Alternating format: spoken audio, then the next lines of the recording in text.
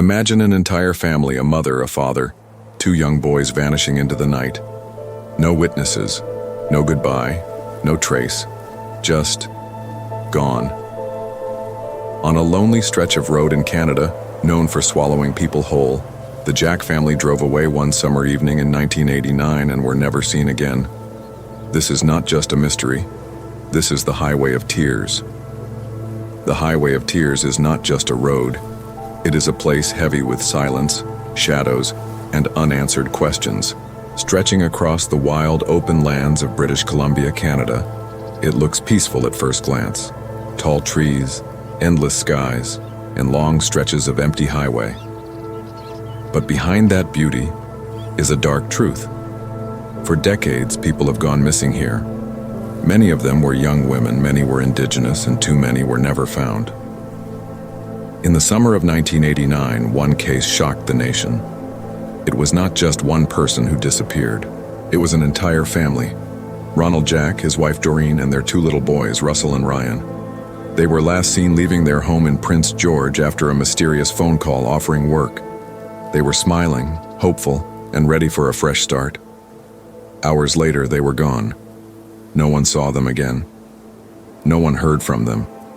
Their truck was never found. Their belongings were never recovered.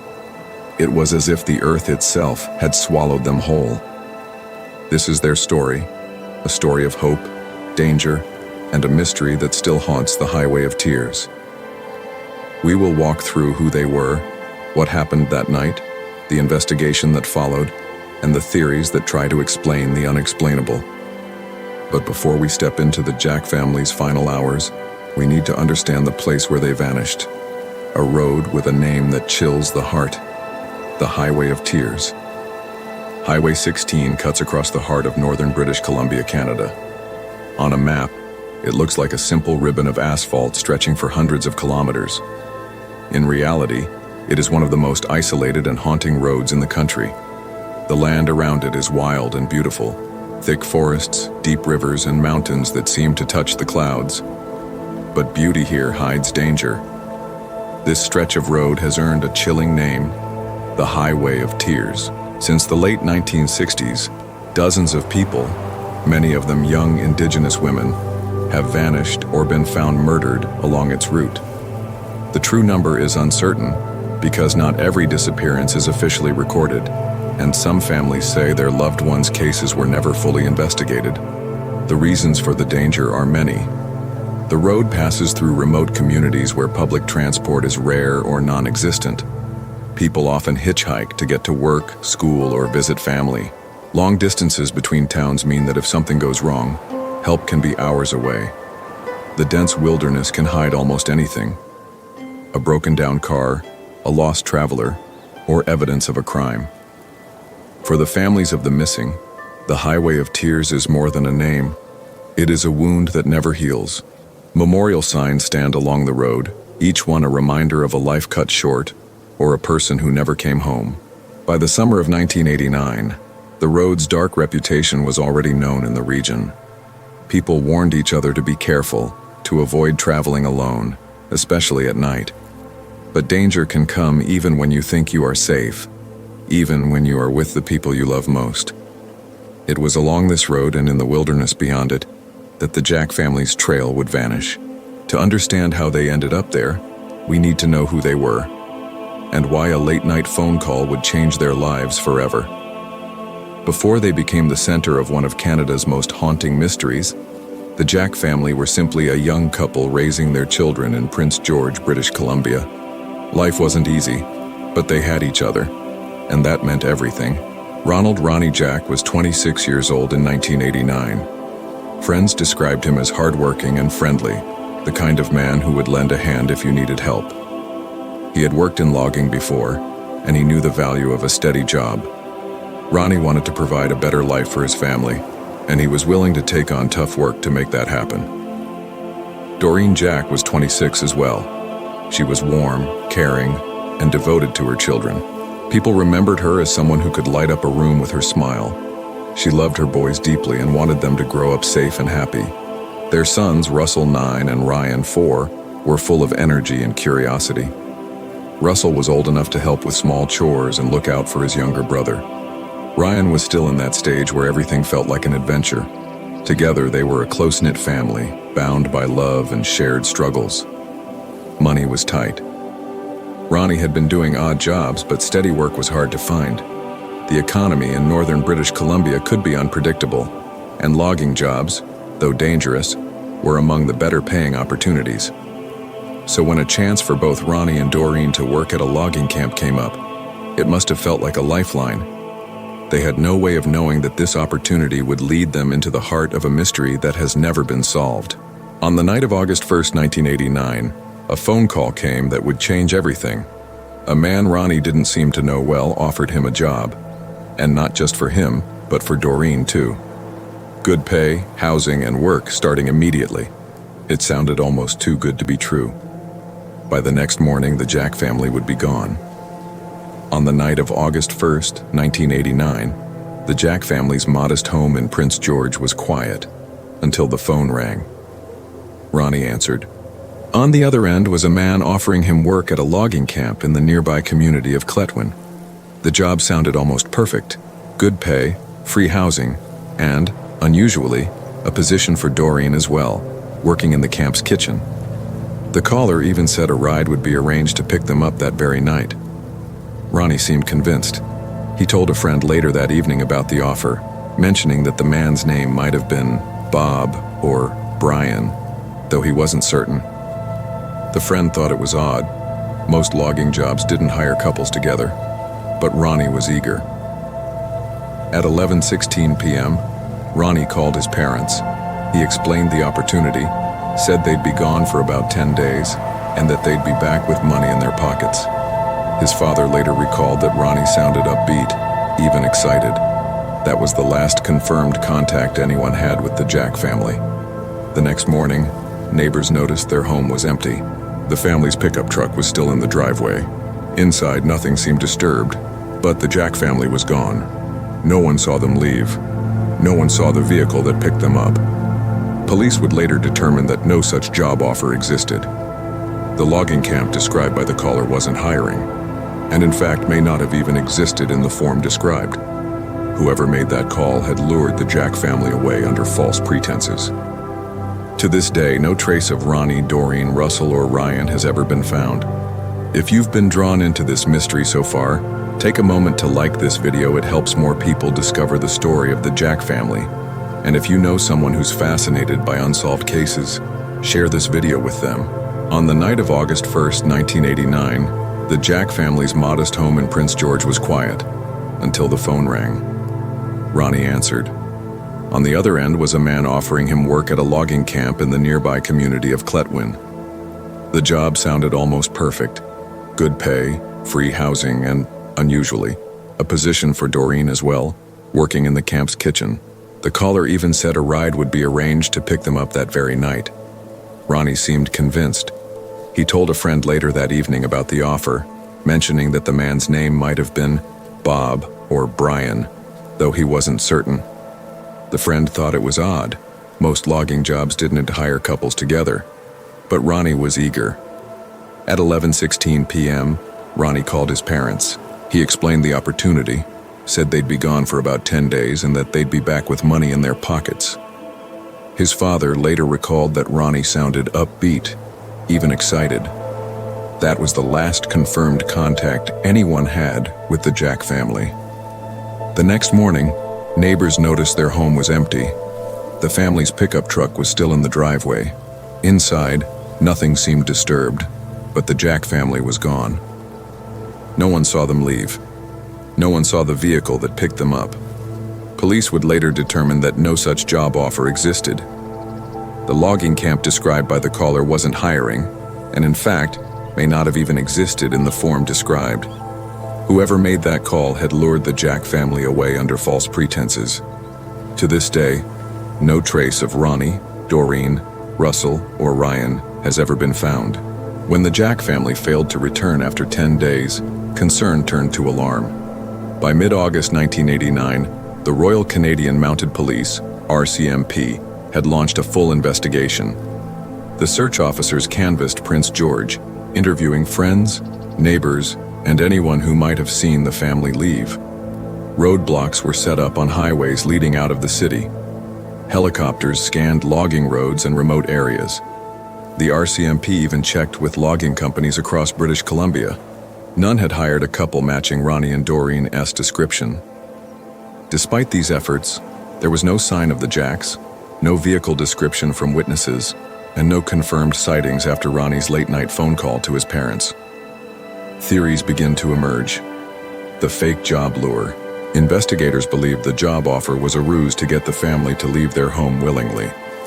The caller's knowledge of Ronnie's need for work suggested he might have been someone in their wider social circle, or someone who had been watching them. Targeted abduction. Some theorized the family was targeted for a personal reason, perhaps a grudge or a debt. The fact that all four disappeared without a trace pointed to a planned operation, not a random crime. Connection to the Highway of Tears. Prince George sits near Highway 16, later dubbed the Highway of Tears, for the many Indigenous women and girls who vanished along it. While the Jack family's case predates the term, some believe it could be linked to the same predator or network of predators operating in the region, organized crime or illegal work camps. Another theory suggests the family may have been taken to an illegal work site or remote location where they met with foul play. The total lack of physical evidence supports the idea they were moved far from populated areas quickly. Frustration and dead ends over the years. Tips trickled in. Alleged sightings, rumors, even confessions from unreliable sources. But none led to the family. The RCMP have kept the case open, and the Jack family's relatives have never stopped hoping for answers. The most chilling part? Whoever made that phone call has never been identified. The disappearance of the Jack family was not an isolated tragedy. It happened along a stretch of road that has become infamous for swallowing lives. Highway 16, later known as the Highway of Tears. This highway runs for more than 700 kilometers through northern British Columbia, connecting small towns and remote communities.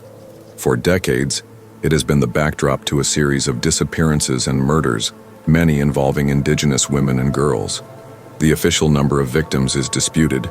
Police records list dozens, but Indigenous groups and families believe the true number is far higher. The reasons for this grim history are complex. Isolation. Long distances between towns mean travelers can be alone for hours without seeing another vehicle. Lack of transportation. Many communities have no public transit, forcing people to hitchhike. Vulnerability. Those traveling alone, especially women, are at greater risk. Limited policing. Remote areas are harder to patrol, and crimes can go unnoticed for days. By the time the Jack family vanished in 1989, the pattern of disappearances was already emerging. But their case stood out, not just because they were a family of four, but because they were taken together in one night without a trace. For many in the region, the Jack family's disappearance became a symbol of the dangers lurking along Highway 16. It was a chilling reminder that the victims were not always lone travelers or hitchhikers. Sometimes, danger came right to your door. Community impact. The case deepened fear in northern British Columbia. Parents warned their children about strangers. People became more cautious about accepting rides or job offers. Indigenous communities, already grieving the loss of many daughters and sisters, saw the Jack family's case as part of a larger crisis, one that authorities were too slow to address. Media and advocacy. Over the years, the Highway of Tears has been the subject of documentaries, news investigations, and public campaigns. Families of the missing have marched, held vigils, and demanded better policing and transportation options. The Jack family's names are often spoken at these events, a reminder that the victims include men, women, and children. Why this case still matters. The Jack family's disappearance remains unsolved more than 3 decades later. No arrests, no confirmed suspects, no physical evidence. But their story continues to be told because it highlights the vulnerabilities that still exist today. The same road still runs through the same remote landscapes. The same risks remain for those who must travel it. The Highway of Tears is not just a place on a map. It is a warning, a wound, and a call for change. And the Jack family's story is one of its most haunting chapters. The disappearance of Doreen, Ronald, Russell, and Ryan Jack left a wound that has never healed. Not for their relatives, not for the community, and not for those who have followed the case for decades. A family frozen in time for the Jack family's loved ones, life split into two eras, before August 2nd, 1989, and after. Birthdays, anniversaries, and holidays became bittersweet markers of absence. Without answers, grief could never fully settle. It remained suspended, tangled with hope and dread. Photographs of the family, once casual snapshots, became sacred relics. They are still displayed at vigils and memorials, their smiles a reminder of the lives stolen in a single night. The relentless search. Over the years, relatives and advocates have refused to let the case fade into obscurity. They have worked with investigators whenever new leads emerged, spoken to media to keep the family's names in the public eye, joined Highway of Tears awareness campaigns, ensuring their story is part of the larger call for justice. Even when official investigations slowed, the family's supporters kept pushing, writing letters, organizing events, and sharing the case online. Symbol of a larger crisis. The Jack family's disappearance is often cited alongside other cases from the Highway of Tears and the broader crisis of missing and murdered Indigenous women, girls, and Two-Spirit people, MMIWG2S. Their story underscores that the victims are not statistics. They are families, communities, and futures cut short. For many advocates, the Jack family represents the urgency of systemic change. Better transportation options in remote areas, faster, more culturally sensitive police responses, long-term support for families of the missing, public memory and advocacy. In northern British Columbia, the Jack family's names are spoken at vigils, marches, and memorial walks. Candles are lit for them alongside dozens of others. Documentaries and investigative podcasts have revisited their case, introducing it to new generations and audiences far beyond Canada. The family's story has also inspired artists, writers, and filmmakers to create works that honor their memory and challenge the silence that often surrounds such disappearances. Why the search continues. For the people who loved them, the Jack family is not just a tragic headline from 1989. They are parents, children, siblings, and friends. The search continues because closure matters. Knowing what happened is essential for healing. Justice matters. Those responsible should be held accountable. Prevention matters. Telling their story may protect others. As one advocate put it, when we speak their names, we keep them alive. When we demand answers, we make it harder for the truth to stay buried. The disappearance of the Jack family has puzzled investigators, journalists, and amateur sleuths for more than 3 decades. With no confirmed sightings, no physical evidence, and no arrests, the case is a blank canvas, and that has allowed multiple theories to emerge.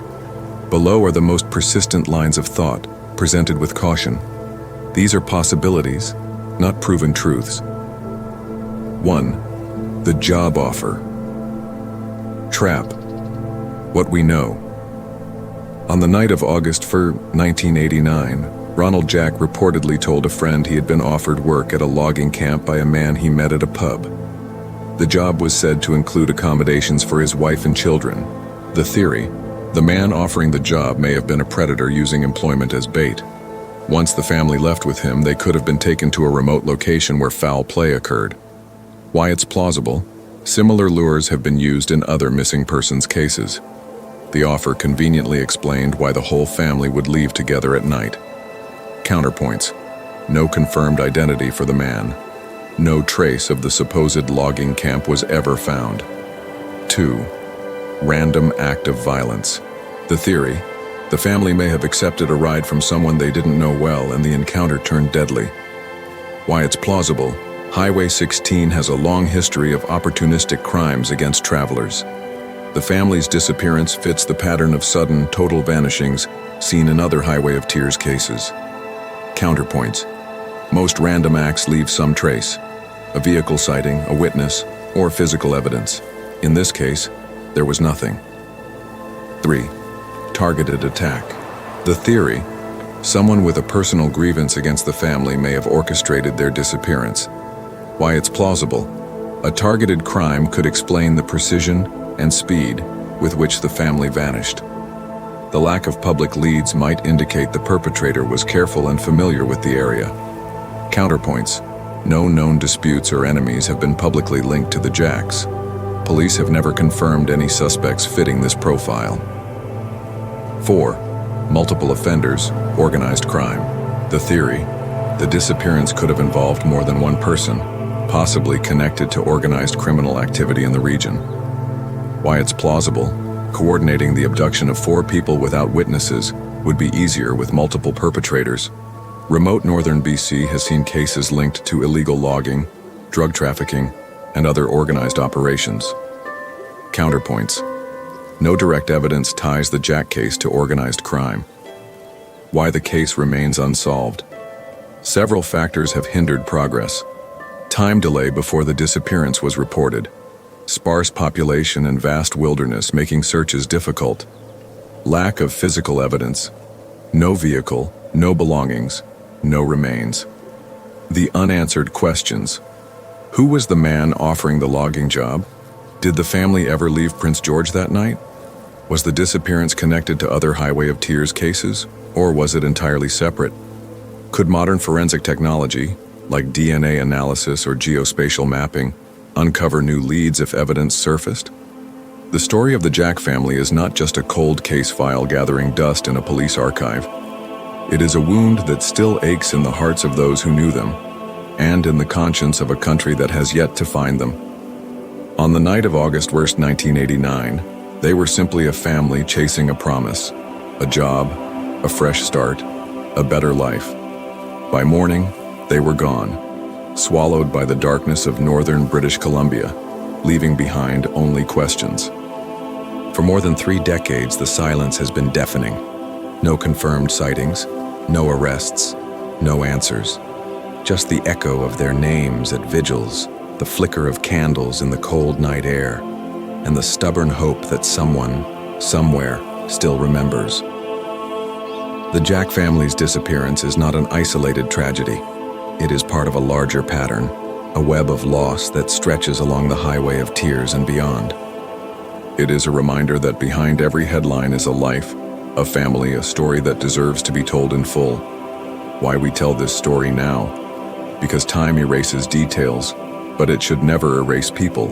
Because the longer a case goes unsolved, the easier it is for it to fade from public memory, and the harder it becomes to find the truth.